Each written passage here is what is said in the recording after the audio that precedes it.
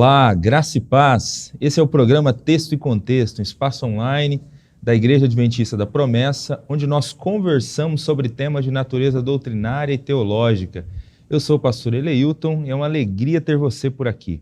Os programas Texto e Contexto desse mês, nós estaremos conversando aqui sobre um tema relacionado à Igreja de Jesus.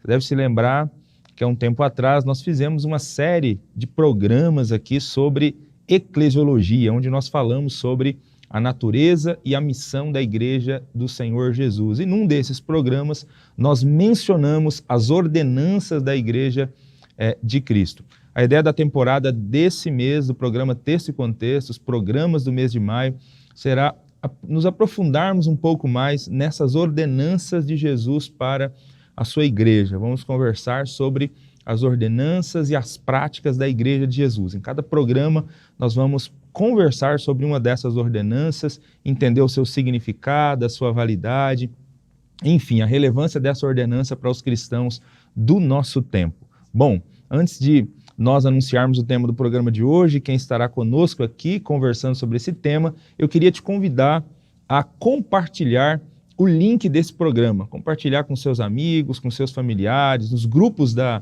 igreja local. Compartilhe para que mais gente também tenha acesso a esse conteúdo, seja abençoado com aquilo que é gerado aqui no programa Texto e Contexto. Pois bem, nós temos a alegria de ter conosco aqui, para participar do programa Texto e Contexto, os pastores Mateus e também o pastor Júnior. Sejam muito bem-vindos novamente ao programa Texto e Contexto. Amém. Para a gente é uma alegria poder retornar ao programa junto aqui com o pastor Júnior Mendes. É uma honra mesmo, uma alegria. E a gente espera que seja bênção, né?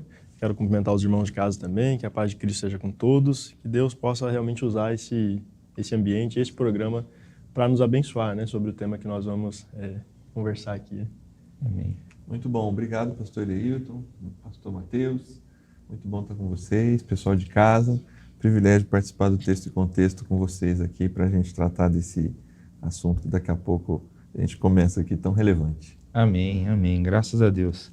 Bom, nós vamos conversar então um pouquinho no programa de hoje sobre uma das ordenanças de Jesus para a sua igreja, que é o batismo.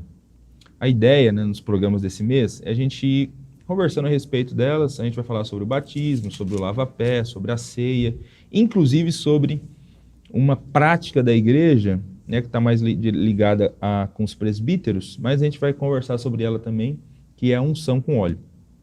Mas no programa de hoje, especificamente, a gente começa conversando sobre essa prática, né, chamada de batismo. Né? Você que é um membro da Igreja de Jesus, ou de repente alguém que está se aproximando da igreja, provavelmente já deve ter visto algum batismo, ouvido falar sobre o batismo. Então a ideia é a gente conversar um pouco hoje aqui, à luz da Escritura Sagrada, o que significa o batismo e qual é a importância dessa prática para os nossos dias. Então vamos lá. Eu queria começar então, para a gente tentar apresentar uma definição aqui, eu queria pedir para o pastor Mateus para que ele nos ajudasse a entender o que é o batismo, como a gente pode definir essa prática e se de fato o batismo é um mandamento de Jesus para a igreja ou não. Sim.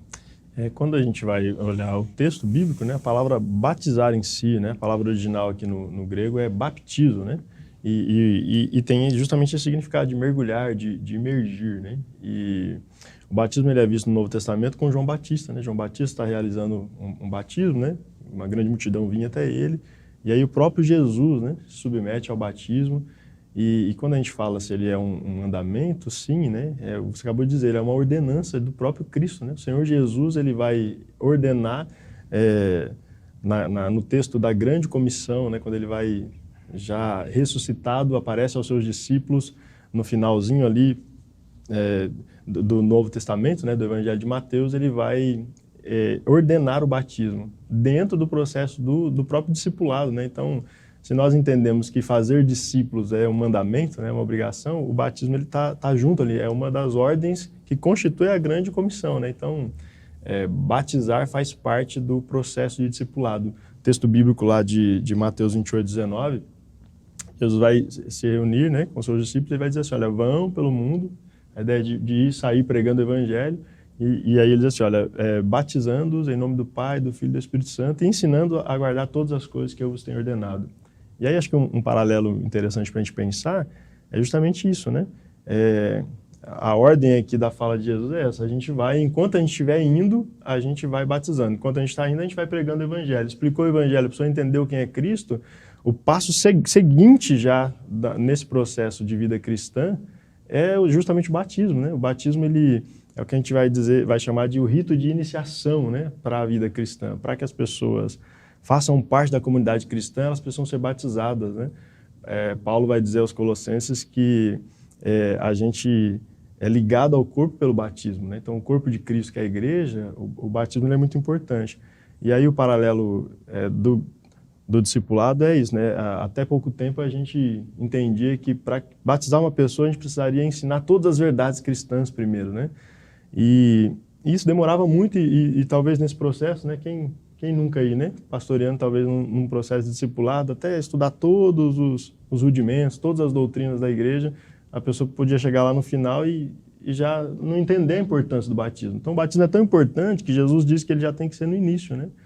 Vão pelo mundo, tem um texto de Marcos, né, da grande comissão, que vai dizer, pregue o evangelho por todo mundo, quem crer e for batizado será salvo, quem não crer será condenado. Então, o batismo ele está ligado já com a pregação. A pessoa creu, entendeu o evangelho, ele precisa ser batizado já no início da sua fé, para ele ser ligado ao corpo. Então, esse rito que a gente poderia chamar de rito de iniciação, né? A pessoa está fazendo parte da comunidade de Cristo. A gente vai ver o próprio Jesus sendo batizado. E aí uma pergunta interessante é por que Jesus foi batizado, né? Jesus precisava mesmo ser batizado? E o texto vai dizer que ele é batizado para... na verdade, João nem queria batizá-lo, né? E ele convence ele com esse argumento, para que toda a justiça fosse cumprida. Então, o batismo de Jesus para nós é um exemplo. Se o próprio Cristo foi batizado, né? Como a gente vai questionar essa prática? Então, sim, uma necessidade e é uma ordem, né? Um mandamento, sim, porque vem do próprio Cristo. O próprio Jesus vai estabelecer isso para fazer. A gente vai ver depois ao longo do Novo Testamento, né? As pessoas sendo batizadas, Pedro vai dizer para as pessoas serem batizadas, enfim, toda a igreja cristã tem essa prática desde o início, né? Desde o início dela, o batismo é uma prática comum. Você falando, só para... Eu lembrei aqui, né, ouvindo um pastor recentemente falar sobre esse assunto que você estava falando aí, desse trilho de discipulado, né, dessa vida do discípulo, né? Uhum. Ele compara com o estudo, né, com a formação acadêmica de alguém, e ele diz o batismo é muito mais um atestado de matrícula do que um certificado de conclusão de curso, né? Verdade. O batismo, né? O batismo é um atestado de matrícula, né? Legal. E não o certificado de conclusão, né? Parece que por vezes a gente tratou o batismo como certificado de conclusão, né? Uhum. Como se a pessoa tivesse que ser plenamente madura para o batismo, mas ela precisa estar muito consciente do seu compromisso e daquilo que ela está tomando de decisão publicamente em Jesus, né? Mas ela vai ter uma vida de aprendizado, de amadurecimento cristão que caminha por toda a sua existência. Não é a formatura, né? Não é a formatura, é realmente a matrícula. É isso aí. Realmente, eu acho que você que está nos acompanhando em casa aí, se você já deu uma folheada, né, nas páginas da Escritura Sagrada, especialmente no livro de Atos, é só dar uma olhada. Quando as pessoas são batizadas, a distância que há entre o momento em que ela recebeu Jesus e o momento em que ela foi batizada. Parece que é imediato. Ali, é imediato, é muito automático. Tão logo alguém recebe Jesus como Senhor, tão logo essa pessoa é batizada. É só folhear, só ler o livro de Atos, você vai encontrar isso em todo lugar. O pessoal chegava, pregava sobre Jesus, já tinha batismo.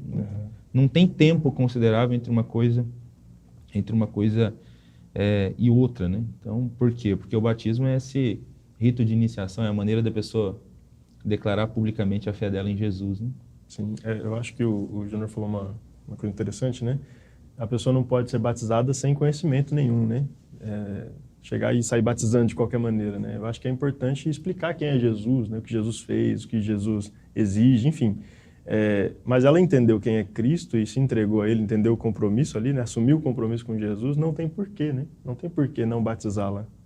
Acho que se a pessoa entendeu a obra da cruz, a ideia do pecado, sim, né? Porque assim, ela está dizendo com o batismo que ela quer Jesus como Senhor da vida dela. Então, em tese, esse Entendeu, conhecimento, né? ela entendeu, né? Ela sabe Isso. quem é Jesus, ela sabe que ele é pecador, enfim. E ela quer caminhar ao lado de Jesus, né? Eu acho que essa decisão é importante. Eu uma vez estudando sobre os avivamentos, tem um pastor que fala de uma história de um desses avivalistas, né, que foi quem introduziu essa ideia de aceitar Jesus como Senhor, né, e chamar as pessoas para virem à frente e aceitar Jesus. Acho que foi o Charles Finney. Nunca sei se é Finney ou se é Fine, mas enfim. Então ele convidava as pessoas para virem à frente e aceitar Jesus, né? E aí ele estava comentando nesse pastor que, conquanto não seja um erro, né, convidar as pessoas para tomarem essa decisão pública de aceitar Jesus, a gente acabou, por conta dessa prática, substituindo aquilo que a Bíblia Sagrada, a cerimônia que a Bíblia Sagrada apresentava para que alguém recebesse Jesus como Senhor. Isso. Então, na Bíblia, como que alguém confessa Jesus como Senhor? Por meio do batismo. Né? Só que agora a gente, por conta dessa prática, né, infelizmente, nesse momento que alguém levanta a mão e vai até a frente. Pronto, eu já confessou Jesus como Senhor. Mas você está falando faz algum tempo que, também estudando, pensando, olhando biblicamente qual é a proposta, no meu ministério, do ponto de vista pastoral, eu tenho muito mais convidado as pessoas a andar e seguir a Jesus do que aceitá-lo como Senhor e Salvador, né? Aquele convite assim, vem e veja, venha e conheça Jesus. E nesse processo de conhecimento, a primeira coisa ali, entender quem é Jesus e assumir um compromisso público, batiza. E você vai continuar andando com Jesus, né? É muito mais um processo para chamar para o discipulado do que para erguer uma mão, né? Nada contra a prática, né? Sim. Do ponto de vista cultural, né? Eu acho que ela tem lá a sua importância, mas biblicamente parece fazer muito mais sentido convidar as pessoas para andar e conhecer Jesus, né? É isso aí.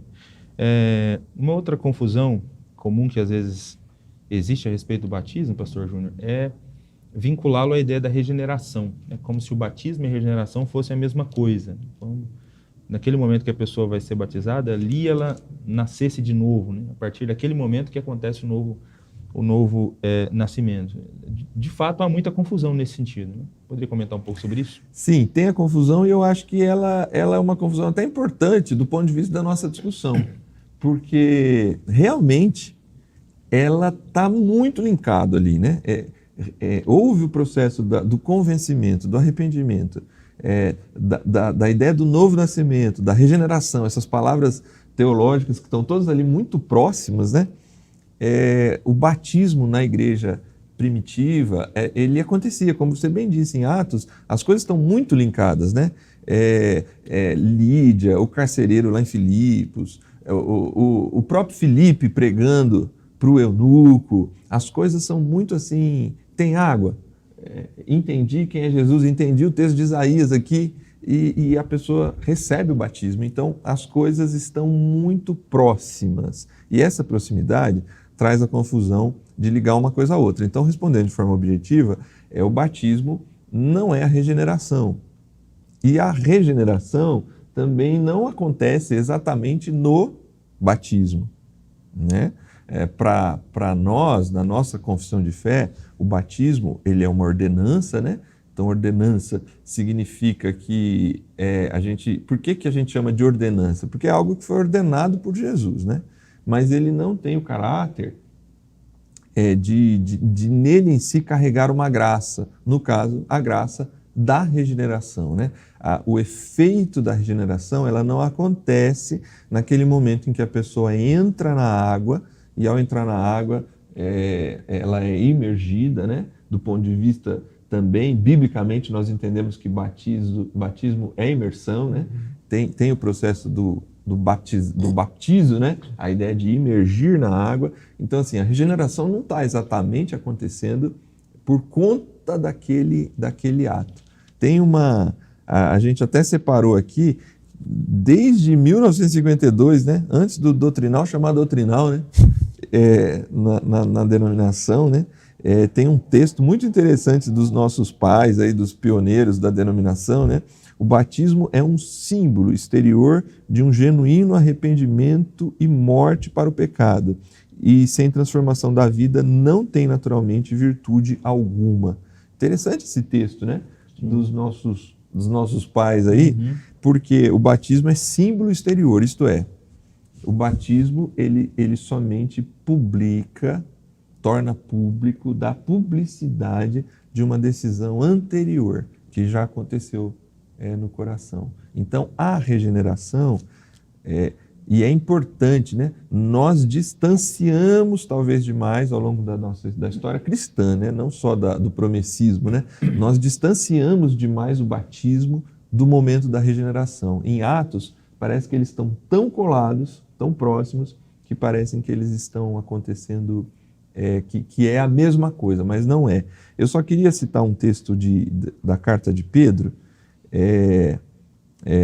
primeira carta de Pedro, capítulo 1, o verso 22 e 23. Vocês purificaram a própria consciência obedecendo à verdade, para sem hipocrisia amar os irmãos. Amem-se intensamente uns aos outros de coração sincero, porque vocês foram regenerados, não de uma semente mortal, mas imortal por meio da palavra de Deus que é viva e permanece para sempre. O meio da regeneração é o convencimento que a palavra de Deus faz pelo Espírito, para que a pessoa se sinta, se reconheça pecador e reconheça a sua necessidade de um compromisso com aquele que possibilita a vida, uma nova vida, um novo caminho, o novo nascimento. Então a regeneração, ela é um ato de Deus, por meio do seu Espírito, por meio do convencimento da palavra, que faz a pessoa entender que ela estava morta em seus pecados e precisa da nova vida. O batismo é a publicação dessa verdade, é a manifestação pública de algo que aconteceu no coração.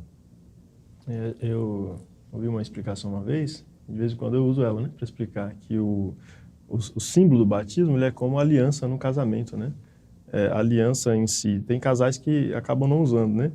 Mas qualquer pessoa que olhar para a mão de casado, né? Leilton tem uma aliança de casado agora, né? Qualquer pessoa que olhar para a aliança sabe que é casado, né? Que somos casados. Então, o batismo é essa ideia, né? Essa publicidade, né? De publicar a sua fé, mas é esse símbolo do compromisso, né? Que a pessoa assumiu com Jesus. Nós assumimos o compromisso. Como que a gente prova isso? Eu fui batizado. Eu sou batizado nas águas. Então, esse é o compromisso, né? E é interessante dizer isso, né? O batismo ele não tem um poder salvífico, né? Ele não é ele que vai salvar, né? O texto lá de Marcos que eu citei diz exatamente isso, né? Quem não crer será condenado, né? Não é quem não for batizado. Mas ele é muito importante porque ele atesta que nós fomos salvos. Atesta a nossa crença. Quem é salvo é batizado, né? Só não é batizado no caso esporádico, excessivo, no caso da exceção, né? Ladrão da cruz, por exemplo, né? Que não tinha como se batizar, né? Então você vai ter esses casos aí. Que aí existe a possibilidade de você tirar o batismo, mas comumente não, ele é uma prática que vai atestar, né? Como o Júnior falou, uma prática que vai de fato evidenciar essa salvação em Cristo, né? É isso aí. Tem um outro texto, na mesma carta, enquanto eu estava estudando, aí ele é um texto extremamente difícil, não sei se o texto e contexto até já tratou dele um dia, se é que vai tratar, né? Que é aquele texto do capítulo 3, que Pedro está falando de assuntos bem complicados ali, né? Ele vai relacionar da pregação a espíritos em prisão, mas esse é um problema seu, ele não é meu, não. Esse texto é bom. Esse texto é bom. Mas logo ali na frente ele vai dizer assim, passada essa fala, ele vai dizer assim que enquanto a arca era construída, apenas algumas pessoas, 8 foram salvas por meio da água. E aí ele diz assim no verso 21 do capítulo 3, e isso é representado pelo batismo que agora também salva vocês. Esse tipo de texto gera confusão, né? Gera confusão com a salvação, com a regeneração, com o novo nascimento. Mas olha como Pedro continua, né? Dentro de uma harmonia do que ele já disse, inclusive no capítulo 1, que a regeneração é por meio da palavra. Não a remoção da sujeira do corpo. Isto é, não tem uma literalidade no ato físico. A água não tira o pecado. A água não tira o pecado, mas o compromisso de uma boa consciência diante de Deus por meio da ressurreição de Jesus Cristo. Então, o batismo, ele representa essa salvação que aconteceu como? Por meio de Jesus, e de uma consciência diante de Deus, né? Uma boa consciência diante de Deus. Então, alguns termos, como está muito ligado, né, à expressão batismo, salvação, batismo, regeneração, batismo, novo nascimento, as pessoas confundem.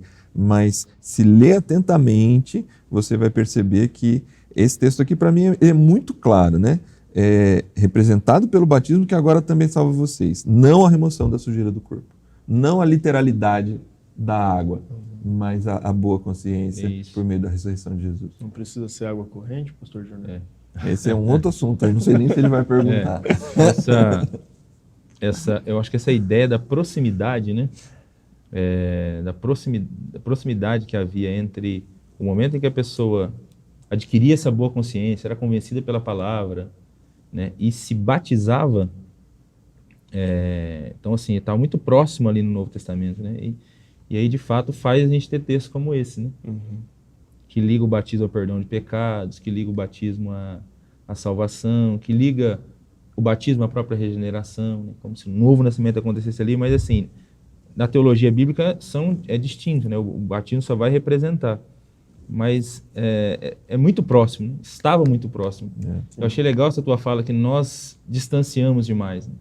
E na verdade não foi nós, eu acho que nem foi isso que você quis dizer também, né? Nós não significa a nossa denominação, não. Né? A igreja de maneira geral, né? Acho que no 2º século já, por conta das heresias que a igreja vinha enfrentando, e aí começou um sistema de catequese ali, 2º e 3º século, e já havia um tempo de 3 anos de preparação para o batismo. Uau!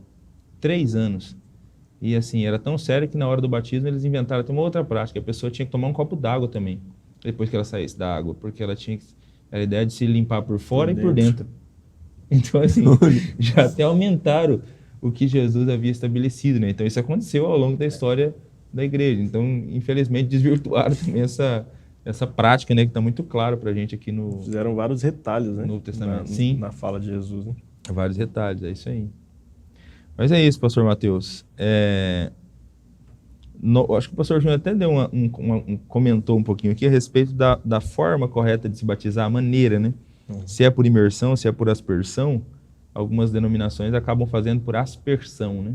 Você poderia comentar um pouco para a gente sobre essa questão da forma? E já que você tocou no assunto, se quiser falar da água corrente também agora. Agora se vira. Tem uma diferença entre forma e fórmula, né? A forma é a imersão, né? É o mergulho. A própria palavra tem isso, né? Por isso que a gente entende, não tem muito o que discutir. O próprio texto, se você olhar para a história da igreja, a gente vai ver que a igreja começa batizando por imersão mesmo. Biblicamente falando, os batismos são todos por imersão.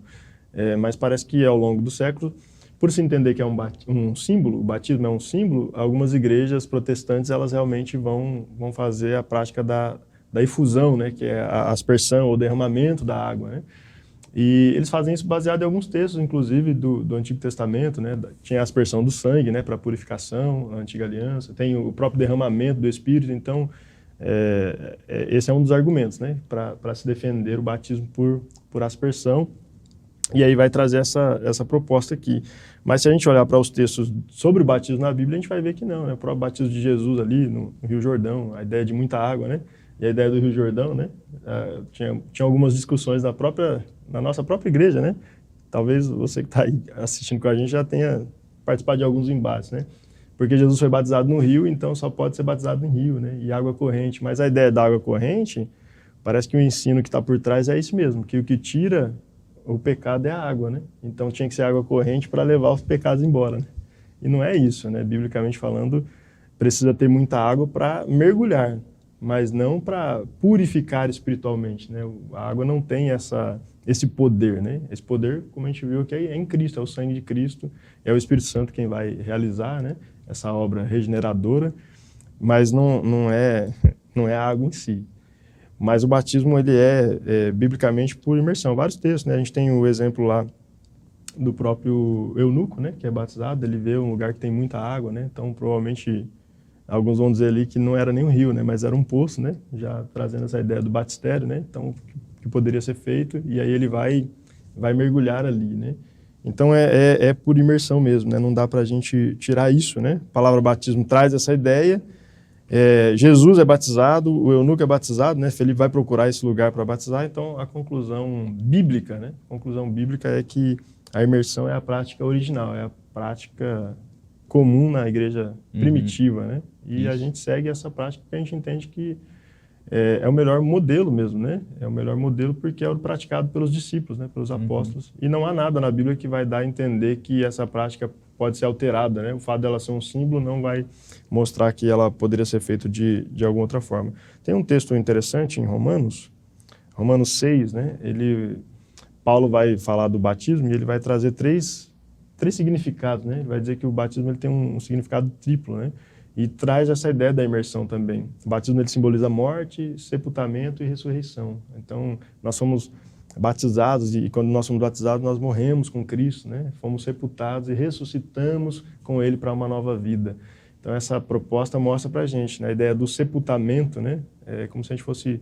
No sepultamento, você vai imergir a pessoa na terra, né? Então, simbolicamente, o batismo representa esse sepultamento do velho homem, né? Você está sepultando ali e assumindo, professando publicamente que agora você tem uma nova vida. Você crucificou, né, a carne, o velho homem, e agora você ressuscitou para uma nova vida, para viver uma vida cristã, né, com Jesus. Então, a imersão muito claro, representa né? melhor essa ideia da morte e sepultamento do que a aspersão. Né? Sim, você tem na representação, na forma, você tem uma representação clara, quase que uma encenação, né? Uma encenação daquilo que aconteceu, né? Você vive, de alguma forma, essa identificação com a morte para a ressurreição, né? É apenas uma forma, mas é uma forma que aponta claramente para uma realidade daquilo que o próprio Cristo passou literalmente, né, na sua morte e na sua ressurreição. Legal. Só um comentário também. Você comentou de forma e fórmula, né? Acho que é uma questão importante de se colocar. A fórmula do batismo que a gente utiliza até dada pelo próprio Jesus, é a fórmula trinitária. Sim. Né? Nós batizamos pessoas em nome do Pai, do Filho e do Espírito Santo. Né? Então, a pessoa que se batiza, ela declara a sua ligação, né, com as pessoas da Trindade Divina, né? Pai, Filho e Espírito, né? Acho que é importante mesmo colocar isso porque existem denominações também que só batizam em nome de Jesus, né? Não batizam em nome da Trindade. Né? Verdade. Pastor Júnior, eu acho que você também mencionou isso, mas poderia aprofundar um pouquinho mais essa ideia do batismo como ordenança e como sacramento, né? Parece que a Igreja Católica romana entende que o batismo é um sacramento e a gente vai numa linha diferente, né? Sim. Então, qual a razão disso? Comenta um pouco mais para a gente sobre esse pensamento. Bom, vamos lá. O sacramento, realmente a Igreja Católica ela considera assim. Outras igrejas, inclusive protestantes, elas guardam em si, na sua teologia, alguns aspectos considerados como sacramento também, né? Qual que é a ideia do sacramento, né? A ideia do sacramento, óbvio, pelo próprio termo, né, sacro, ela traz uma ideia maior de algo que tem uma santidade em si próprio e, ao mesmo tempo, eu acho que o conceito do sacramento é que aquela liturgia, aquele ato em si confere graça de Deus. Então, a graça da regeneração, ela é concedida por meio do batismo. Então, a pessoa ela é introduzida no novo nascimento e no corpo de Cristo por meio do batismo. E essa é uma graça conferida pelo ato. Então, o que isso significa do ponto de vista teológico e que contraria, por exemplo, a nossa maneira de entender? É que, então, essa ação, ela acontece no batismo. E isso implica que sem o batismo, isso não acontece. Ele não é só uma confissão pública, ele é exatamente o processo da regeneração. É como, acho que dentro das ordenanças vai estar a ceia também, né? A ceia, para algumas denominações, ela carrega em si também a questão do sacramento e não da simbologia, né?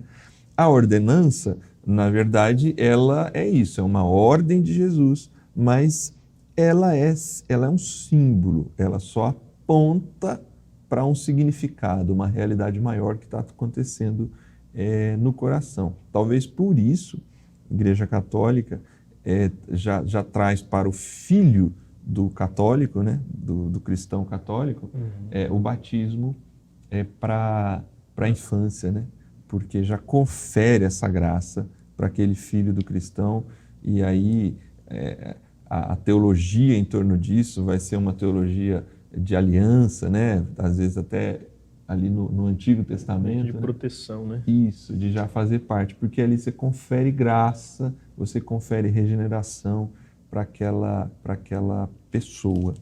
Então, do ponto de vista da interpretação bíblica, parece que isso está distante do que a Bíblia apresenta para a gente. Seja quando você vai na teologia da aliança, né, a circuncisão, ou seja, o batismo, né? Paulo vai tratar muito disso, né? Quando ele olha para trás e algumas pessoas estão vendo ali a circuncisão como algo fundamental para o cristianismo, né? Os cristãos estão sendo batizados, introduzidos na igreja, e alguns judaizantes estão exigindo que eles deveriam circuncidar as pessoas também, né? E Paulo vai tratar muito disso nas suas cartas, dizendo que a circuncisão não é nada. E ao dizer isso, ele não tá desvalorizando todo o arcabouço da teologia e desse histórico, dessa tradição do judaísmo, né? Mas o que ele está querendo dizer é assim, a circuncisão ela tem um valor, mas ela é um valor também que aponta para uma realidade, de você ser parte do povo de Deus, a circuncisão do coração, essa ligação com o povo de Deus. Mas ela em si, ela não significa nada além de um símbolo de fazer parte do povo. E o batismo da mesma forma. Se a gente fizesse a ligação do batismo como é feita na velha aliança, talvez o que nós estaríamos fazendo é o que Paulo combateu, como se fosse essa condição. Aí você pega o caso da exceção que você citou, né? Então tá bom, a pessoa conheceu Jesus, aceitou Jesus no leito de morte, e ali ela faz a confissão pública de Jesus. E ali, por meio da palavra que foi pregada, do Espírito agindo, essa pessoa está ali vivendo o processo da regeneração e do novo nascimento, no leito de morte. Não dá para dizer que o fato dela não passar pelo batismo público a impede da salvação. Quando é conferido como um meio de graça, você fica teologicamente muito amarrado da necessidade de batizar a qualquer custo, porque depende uma coisa da outra. Mas aí você pega ali Paulo e ele ajuda a gente a transpor, né? Nesse sentido, o batismo é símbolo. Ele só representa, ele é uma ordenança de Jesus, ele tem muita importância nesse caminho, mas ele só representa, simboliza algo que já está acontecendo no coração. Para a Igreja Católica parece que tem alguns sacramentos, né? Batismo, casamento, enfim, tem vários sacramentos, né? Sim. Mas, biblicamente falando, a gente não entende nenhuma das ordenanças, né, como sacramento na igreja, nem o casamento, né? Ele transmite graça, né? A gente entende que a graça é de Cristo mesmo, né? Deus, que seja o batismo, seja qualquer outra ação, né, que a gente realize, na dependência de Deus, né? Então, acho que é importante mesmo, né, essa fala, porque tem muita gente, né, que vai usar não só o batismo como a ceia, né, para de fato ser um negócio que superestima, né, supervaloriza. A gente está aqui falando da importância do batismo, né, mas ele não pode ser mais importante, não pode sobressair sobre o ato de Cristo, né, sobre a obra de Jesus, né. Quando o batismo ele ganha um peso maior do que o sacrifício de Jesus, aí ele destoa, né, sai fora do propósito, né. É uma cerimônia ordenada, né? Não é um sacramento, e ela tem um simbolismo, né? Então, o simbolismo não pode ganhar mais valor do que aquilo que ele está simbolizando, né? Enfim, nessa mesma linha, se você puder emendar já nessa fala do pastor Júnior também, porque assim como a Igreja Católica entende que é um sacramento, e porque é um sacramento já batiza crianças, existem algumas denominações também protestantes que também batizam crianças, né? Já fazem o batismo infantil, né? Você comentar um pouco para a gente sobre essa questão especificamente do batismo infantil? Uhum. Por que a gente não faz? Né? Nós não temos esse costume, né, de fazer Não. batismo de crianças, né? Por que nós não fazemos isso? Sim, um dos argumentos é justamente esse da circuncisão, né? Que o batismo ele substitui, né? Na fala de Paulo, o batismo ele substitui a circuncisão. Então, quem é batizado em Cristo não tem a necessidade de ser circuncidado, porque os judeus era essa fala, né? Você não é judeu, mas agora você vai fazer parte do povo de Deus, então você precisa ser circuncidado. Aí Paulo fala, não, já foi batizado. O batismo em Cristo, ele resolve esse problema, né? Não precisa circuncidar de novo. Mas quando a gente vai olhar para a circuncisão, nem todo mundo, né, era circuncidado, né, no Antigo Testamento. Era só o menino, né, de 8 dias lá, o filho mais velho. Então, a gente não faz isso, né? No Novo Testamento, o batismo é para todos, né? Para todas as pessoas. E não criança. Então, esse argumento já não é muito viável, né? Um outro argumento que o pessoal utiliza no Novo Testamento agora é essa ideia do batismo familiar, né? Batismo de família. Parece que, tanto na conversão de Lídia lá em Filipos, né, quanto a conversão do carcereiro, o texto sugere que a sua família é batizada, né? Então, todos ali creram. Mas o argumento também não é válido, porque o texto vai dizer que eles creram, né? Até tem um texto que eu queria ler aqui, o versículo 32 de Atos 16, quando Paulo está pregando lá, Paulo e Silas, né? O texto diz que eles pregaram a palavra do Senhor e a todos os que estavam em sua casa. Então, a ideia lá é que todos receberam a mensagem e puderam crer, né? Então, quando a gente fala de batismo infantil, as crianças, elas... Como que a gente vai batizar um bebê? Como um bebê vai crer, vai se arrepender, né? Está ligado com essa prática do arrependimento, né? Arrependimento e fé para conversão, né? Então, para ter conversão, ela precisa crer, ela precisa abandonar os seus pecados. Aí, uma criança tem maturidade, né? Talvez a gente pudesse perguntar, mas qual é a idade, então, para se batizar? A Bíblia, ela não vai se preocupar tanto com a idade, né? Mas a gente entende por esses elementos aqui que o batismo ele é realizado em pessoas maduras, né? Um mínimo de maturidade para poder compreender quem é Cristo e compreender a sua situação, né? Sua realidade no pecado, confessar isso diante de Deus e se arrepender e abandonar a sua prática, né? Então, a Bíblia ela fala isso, né? E ela reconhece, né? Ela reconhece. É importante a gente ressaltar aqui que ela ensina que quem pode ser batizado é aquele que reconhece que é pecador e de fato se arrepende dos seus erros, né? E ele vai demonstrar frutos, né? Frutos de arrependimento, frutos de justiça, né? Uhum. Então, por outro lado, é esse o cuidado que a gente tem que ter mesmo, né? A gente não pode sair querendo batizar só para dizer, olha, a gente batizou tantas pessoas lá, mas essas pessoas realmente se arrependeram, confessaram Jesus. Então, o batismo ele precisa seguir esse critério, mas não batismo de criança, né? A gente entende que essa não é uma prática incentivada pela Bíblia, como algumas igrejas protestantes, inclusive, têm feito, né? Precisa ter fé e arrependimento. A idade correta para se batizar, então, é aquela idade em que uma pessoa já tem condições de entender a sua pecaminosidade para poder se arrepender.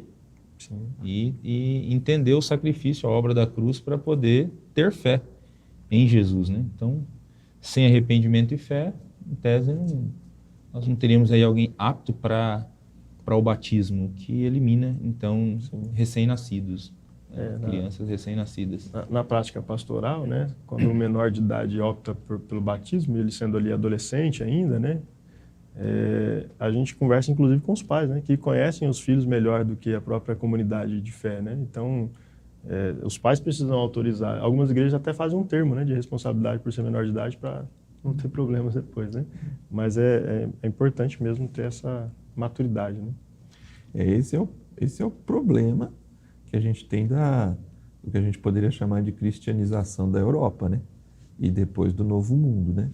Porque do ponto de vista de um sacramento, não só as crianças, mas povos inteiros, né? Bárbaros, indígenas, a partir de serem conquistados, passavam pelo batismo, né? Então você tem um mundo cristão, entre aspas, porque aí você tem um problema.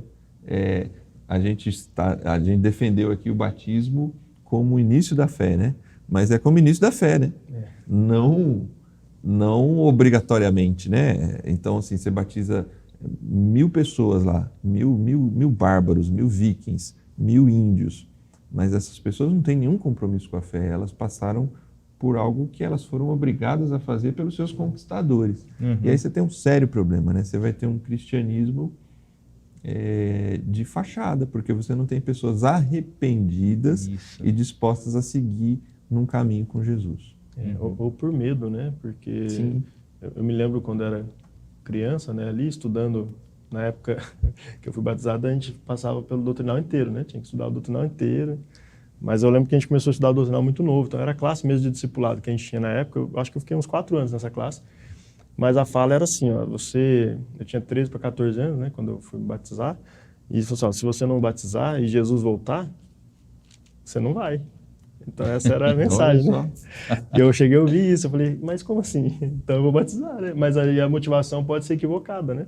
Então pode ser que aconteça isso que aconteceu lá também, né? Muita gente mito, né? indo batizar, mas porque tá com medo ali de ir pro inferno, enfim, uma motivação que não é bíblica, né? Que não é correta, né? Não é correto esse tipo de motivação para o batismo, né? Enfim, meus irmãos, a gente está chegando ao final desse nosso primeiro programa sobre as ordenanças de Jesus para a igreja, e nesse programa especificamente nós conversamos um pouco sobre o batismo. Caminhando para o final, eu queria que o pastor Júnior desse uma palavra para aqueles que estão nos ouvindo agora. Não sei se existem pessoas que estão nos ouvindo agora e ainda não se decidiram a respeito do batismo, né? Talvez esperando aí estar preparado, né? Estar pronto. Então, de repente, a gente tem pessoas assim. Eu queria que o pastor Júnior desse uma palavra final agora diante desse tema sobre a necessidade do batismo, né? Sobre a importância desse rito à luz da Bíblia Sagrada. Muito legal. Então, vamos lá. E se você que está assistindo aí tá nessa condição, tem essas preocupações, eu acho que você abriu 2 possibilidades aqui, Eleilton, para a gente pensar com quem está em casa, né? A primeira é essa: algumas pessoas carregam o conceito não estou preparado, né? Então, adia, até tem consciência da necessidade do batismo, mas adia tanto porque acha que precisa estar num nível tal para assumir esse compromisso com Cristo.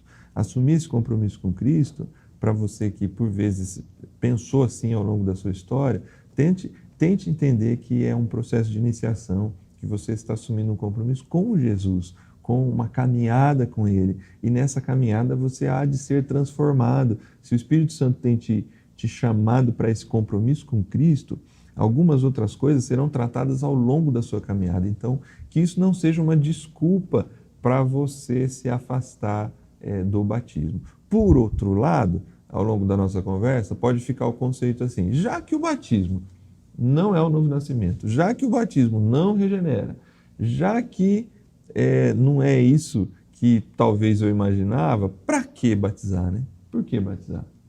Então, assim, a resposta mais objetiva, primeiro, porque é uma ordem de Jesus, porque Jesus convidou as pessoas, chamou as pessoas que se aproximavam dele para o batismo. Os seus discípulos, os discípulos de Jesus já batizavam. Jesus ali, no que a gente conhece como grande comissão, nos ordena isso, né? Enquanto vocês vão por todo mundo, pregam o evangelho a todas as pessoas e enquanto vão, batizem em nome do Pai, do Filho e do Espírito Santo, ensinando-os também a guardar todas as coisas. Então, assim, o batismo é uma confissão pública. Se você assumir um compromisso público com Jesus, não tem por que você negar ou adiar o batismo, porque você está assumindo um compromisso público. Mas é uma forma, é um símbolo, como tantas outras coisas na vida. Como a gente põe uma aliança no dedo quando se casa e declara publicamente o nosso amor, os nossos votos. Quando a gente entra num curso e recebe ali uma carteirinha de estudante, quando a gente entra numa empresa ou é promovido e tem ali alguma cerimônia na empresa que marca aquele ponto. Então, assim, a vida é feita de liturgias, a vida é feita de formas. E essa forma não é somente uma simbologia, ela carrega, sim, a instrução de Jesus. Nesse sentido, eu te desafio, te convido a entender que se você tem um compromisso público com Jesus, se você já entendeu a sua condição de pecador e a necessidade de Jesus na sua vida, essa é a decisão natural, é a decisão consequente de falar assim, eu quero passar pela água do batismo. Eu tenho uma experiência pessoal no meu ministério de alguém que me disse que não iria batizar de forma nenhuma. E eu também, no meu papel, dentro dessa construção que a gente fez, você não pode forçar a pessoa, mas chegou o dado momento em que o Espírito trabalhou no coração dela por meio da palavra e que ela queria declarar e confessar publicamente. Então, se isso está acontecendo em você, aceite o batismo, passe pelo batismo, porque ele tem sim uma grande importância do ponto de vista dessa confissão pública da sua fé. Amém. Amém. Graças a Deus. Pastor Mateus, se puder orar por nós, pelos aqueles que estão nos acompanhando. E vamos orar. Quero orar por você que está se preparando também, né, para se batizar. Se Deus quiser, esse mês agora de maio, a gente deve ter batismo lá na igreja local, né? Então vamos orar e que Deus possa realmente fazer isso, né? Que seja o início da fé, né? E que essa fé só cresça, né? Em nome de Jesus. Oremos. Senhor Deus e Pai, em nome de Jesus, quero te agradecer, Senhor, pela oportunidade que nós tivemos aqui hoje de conversar, esclarecer, entender um pouco melhor à luz da Tua palavra, esta ordenança que o Senhor deixou para nós como igreja, como discípulos de Jesus. Pai, nos ajude a, de fato, ensinar a importância e de maneira bíblica e correta deste rito, Senhor, desta ordenança. Eu oro também, Senhor, pelas pessoas que foram encorajadas aqui ao batismo, Senhor. As pessoas que ainda estão indecisas, mas que, pela graça de Deus, hoje puderam compreender melhor. Pai, que o Senhor possa abençoar essas pessoas que estão se preparando para o batismo, que o Senhor possa abençoá-los no nome de Jesus e que o batismo marque realmente o início de uma jornada cristã extraordinária contigo, Senhor. Que essas pessoas que foram batizadas e que ainda serão, possam entender o seu ministério sacerdotal de fazer discípulos, Senhor, e conduzir muitas outras pessoas também para o batismo. O Senhor nos chamou a cada um de nós, Senhor, para pregarmos o Evangelho. Então use a vida dos teus filhos e que as nossas igrejas locais, Senhor, tenham batismo constantemente, Senhor, porque isso é um sinal de que está acontecendo salvação, regeneração, transformação de vida, Senhor Jesus. Então nós oramos neste momento pela Tua igreja, que o Senhor nos abençoe e nos fortaleça e que esta prática, Senhor, possa ser cada vez mais comum e realizada para a Tua glória, em nome de Jesus. Amém. Amém. Graças a Deus. Amém. Obrigado, pastor Mateus. Obrigado, pastor Júnior. Obrigado a você que nos acompanhou até aqui no programa Texto e Contexto. Estamos chegando ao final desse nosso programa, primeiro programa dessa nova temporada sobre as ordenanças e práticas da Igreja do Senhor Jesus. Na próxima semana, nós estaremos juntos novamente falando sobre uma outra ordenança. Vamos conversar um pouco aqui sobre o lava-pés na próxima semana. Então não perca esse programa. Termino lembrando a você que ainda não acessou o site amigosdamissão.org e não se tornou ainda um amigo da missão, acesse agora mesmo o site ou o QR Code que aparece aí no canto do vídeo e seja um amigo da missão, contribua para esse projeto, para que mais pessoas sejam alcançadas pelo conteúdo da TV Viva Promessa, pelos projetos humanitários e sociais, que esse projeto também financia. Esse é o convite, o desafio que a gente deixa para você nessa oportunidade. Deus abençoe a todos e até a próxima semana, no nome de Jesus.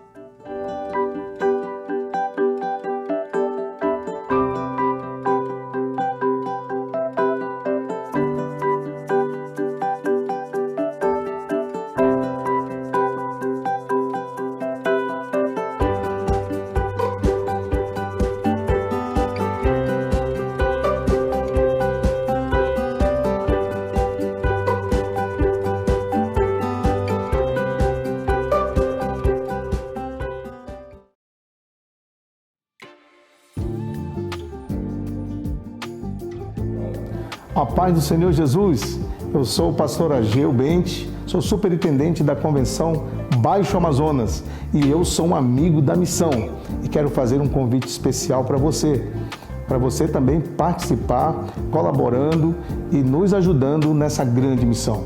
Seja um amigo da missão.